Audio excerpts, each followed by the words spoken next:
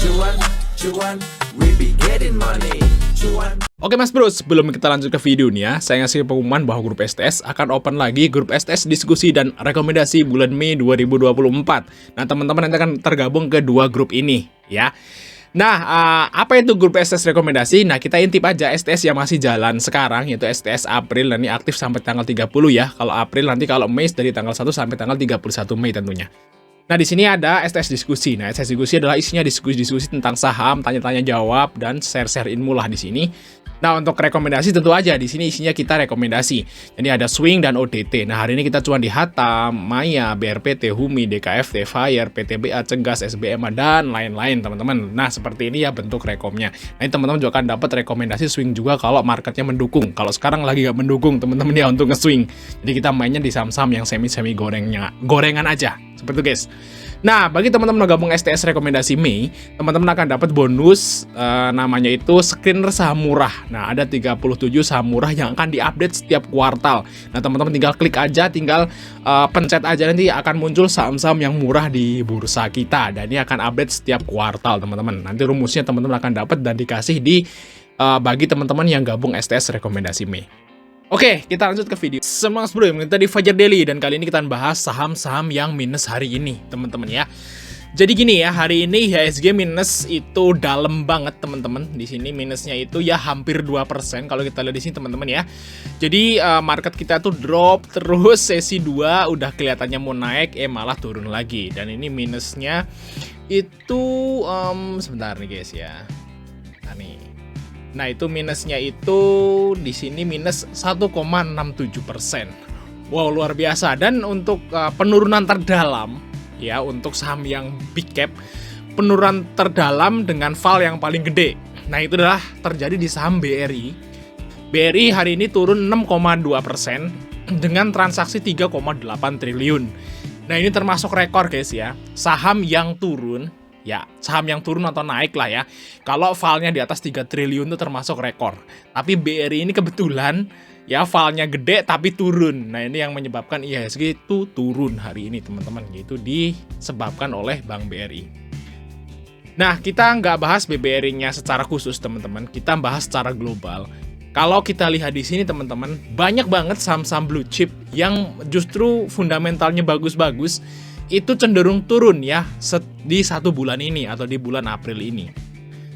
Nah, di sini market kita udah drop sampai LQ45 guys. Ini saya lihat LQ45 di sini udah drop di bawah 900. Dan kalau kita lihat di sini ya, penurunan terdalam yang terdekat itu adalah di bulan Oktober itu sempat nyentuh ke 879, tapi habis itu dia rebound.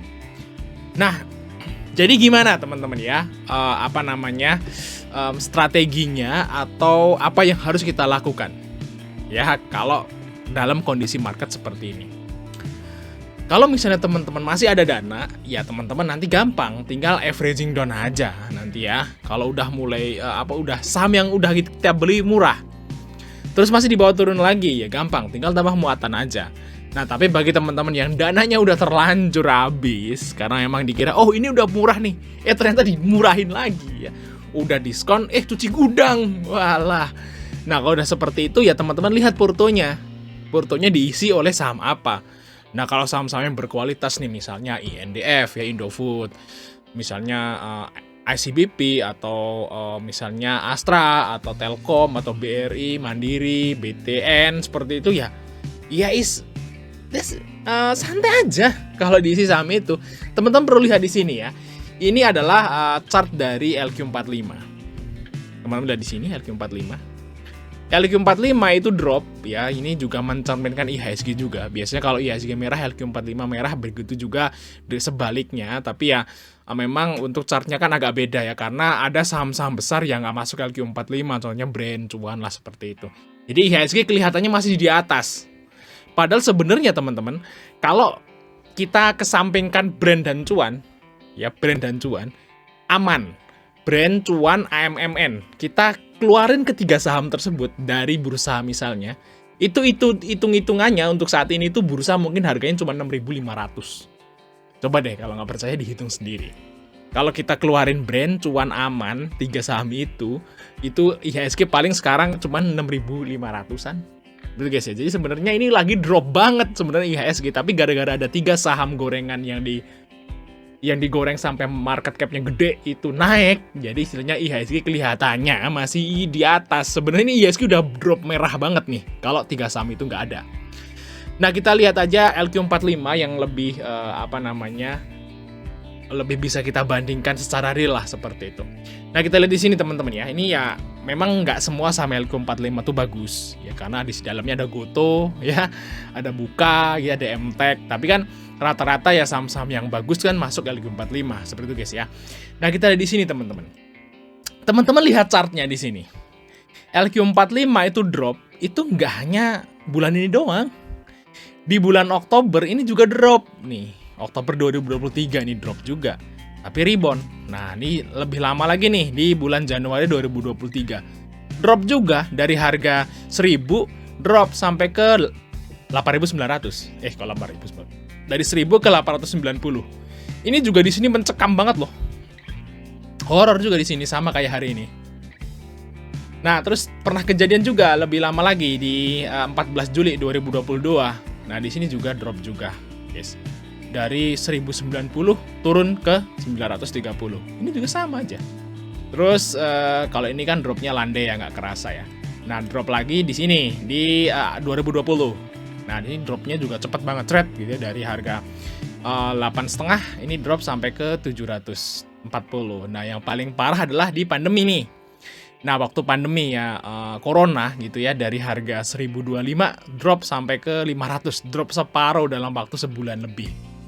Kayak gitu guys. Tapi kalau kita lihat dari historisnya itu sering banget ya, berkali-kali lah market tuh kita tuh kayak gini gitu ya. Nah, di sini ini juga ya sama, terus ini juga ya sama. Kok cepet nih, lihat nih, ini juga horor nih, lihat nih, ini horor nih, lihat.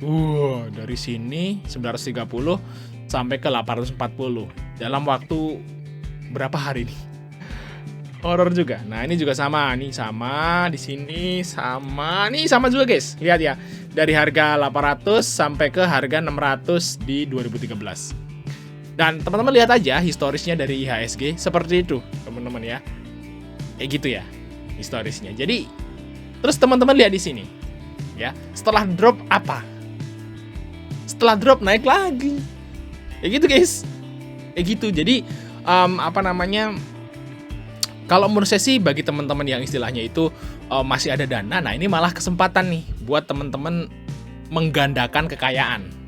Ya saat ini. Ya mungkin masih turun lagi nantinya. Marketnya masih turun lagi, saham-saham bagusnya masih turun lagi. Ya tapi kan habis turun kan rebound. Nah, teman-teman kalau ngepasin tuh beli di bawah sebelum reboundnya, nah teman-teman akan bisa menggandakan kekayaan. Nah, ini malah justru kesempatan. Karena market kita kan dari jauh-jauh ya, dari 80-an guys. Market IHSG kan dari 80-an ya, atau berapa, sebelum saya lahir pokoknya deh. Nah, market tuh ada sebelum saya lahir. Nah, itu di dalam kita lihat di sini chartnya, di dalam historisnya dia itu naik turun teman-teman. Dan setelah naik turun, setelah turun naik, seperti itu guys. Jadi kalau saran saya nih guys ya, bagi teman-teman yang belinya saham nih, yang pertama, fundamentalnya bagus. Fundamental bagus itu perusahaannya ada, gedungnya gede misalnya, terus profitnya juga stabil, itu fundamentalnya bagus. Nggak harus murah ya, nggak harus BBV-nya 0, gitu, enggak. Yang pasti bagus aja, fundamentalnya bagus, produknya terkenal lah, terus perusahaannya juga ada di mana-mana cabangnya gitu ya, terus profitnya stabil, ekuitasnya stabil, hutangnya aman, pokoknya yang bagus lah, bagus fundamentalnya. Ya tahan aja gitu ya guys ya, tahan aja. Apalagi bagi teman-teman yang ngehold saham yang bagi dividennya rutin tiap tahun, dan dividennya sekisaran 5, 4, 5, 6, 7, 8% lah di antara itu. Nah, itu jauh lebih bagus. Yes. Jauh lebih bagus. Karena apa? Ya walaupun turun kan perusahaan masih jalan. Jadi gini guys, saham turun itu belum tentu juga perusahaannya itu kinerjanya turun. Belum tentu. Kadang contohnya ini aja nih, saham BRI. Emang kinerjanya turun? Coba teman-teman lihat kuartal 1. Kuartal 1 2024 dibanding kuartal 1 2023 BRI. Turun nggak? Turun banyak nggak? Kalau misalnya turun nggak? Kayaknya sih naik dikit banget. Naik tapi sahamnya drop 20% guys. Nah, berarti kan penurunan saham itu nggak mencerminkan 100% dari penurunan kinerja perusahaan. Jadi bisa aja memang ada faktor eksternal guys. Dan faktor eksternal itu udah terjadi berkali-kali loh di bursa kita. Yang saya pernah dapat cerita di tahun 98 waktu Pak Harto itu diturunin, itu sempat krisis moneter ya, krisis moneter, krismon. Nah, krismon itu market juga crash, tapi balik lagi. Nah, terus ada krisis-krisis yang lain, terus yang paling dekat adalah pandemi guys. Nah, pandemi tahun 2020 ini, ya kan? Nah, di situ juga istilahnya drop juga marketnya, tapi ya membaik lagi dalam waktu 1 tahun, 2 tahun balik lagi. Seperti itu guys ya, jadi akan selalu balik lagi. Cuman pastikan aja teman-teman beli sahamnya yang bener-bener fundamental bagus ya, nggak ada masalah perusahaannya, dan syukur-syukur bagi dividen kisaran 5-8%. Kayak gitu guys ya. Jadi santai aja. Kalau misalnya teman-teman takut nih yang ngelihat Porto, kadang-kadang kan orang lihat Porto tuh takut ngelihat Porto tuh ketakut. Ada loh, saya punya kenalan itu ngelihat Porto takut dia, lihat yang merah-merah tuh takut gitu, jadi was-was, terus perasaannya nggak enak ya, jadi nggak mood lah apalah gitu ya. Tapi padahal yang saham yang dia beli tuh cuman saham-saham blue chip yang fundamental bagus dan bagi dividen doang. Jadi saya lihat Porto teman saya itu guys, isinya cuman Astra ya, kayak Mandiri, terus ada lagi Telkom, terus ada lagi dia punya INDF, dia ada lagi saham MPMX gitu ya, yang dividen-dividennya gede-gede gitu. Dan sekarang kan lagi minus semua tuh. Nah, dia takut gitu ya. Walaupun dalam otak dia, wah gue saham-saham gue itu bagus-bagus, saham-saham gue itu santai aja, nanti dapat dividen juga. Gue juga niatnya mau invest gitu ya, kata dia kan gitu. Tapi ngelihat Porto takut. Nah, kalau teman-teman kondisi kayak gitu, uninstall aja teman-teman aplikasinya. Uninstall dulu, tapi ya jangan lupain passwordnya. Tapi lupa password juga bisa sih, tanya ke CS ya. Uninstall aja, nggak usah lihat-lihat.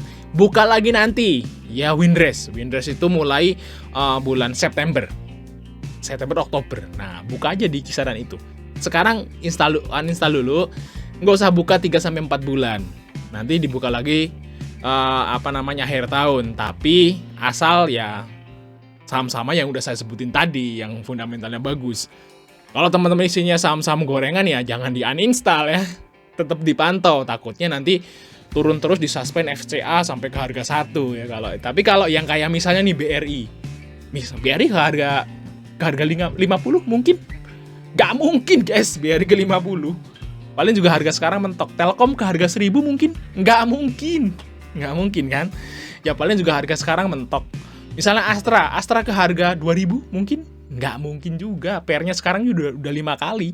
Kalau ke harga 2000 pernya sekali guys, gila, 1 kali per. Gila, nggak mungkin kan? Nggak mungkin, jadi pastikan aja saham-sahamnya bagus dan uninstall aja, bukannya nanti akhir tahun. Lihat aja nanti, akan ada magic di situ teman-teman. Ada magic. Mungkin aja teman-teman yang niat CL sekarang nanti di akhir tahun malah jadi profit. Ya, seperti itu guys, ya itu menurut pengalaman saja, karena saya juga saya tuh udah di bursa semenjak tahun 2018 awal teman-teman ya. 2017 tuh sebenarnya saya udah kenal di Bursa Efek tuh dari 2016 ya, waktu di perkuliahan kan ada guys ya. Pembelajaran tentang saham, dan saya udah tahu lah saham itu dari 2014 2015 itu saya udah tahu gitu ya saham itu. Tapi mulai saya beli tahun 2018. Jadi sebelum itu cuma belajar doang gitu ya. Terus mulai ada duit 2018 dan mulai buy di sini. Dan langsung saya kena mental nih 2 tahun nih.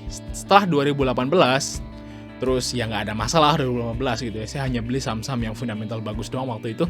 Terus di 2019, nah di 2020 tuh kena mental guys. Saya pernah minus Telkom itu 40% di sini. Ya di pandemi. 40% guys, gila. Nih. Nah, namanya Telkom kan terkenal tuh ya, juga dulu ya kalau beli saham ya saham Telkom aja. Kalau zaman dulu tuh gitu, dia bagi dividen lah segala macam.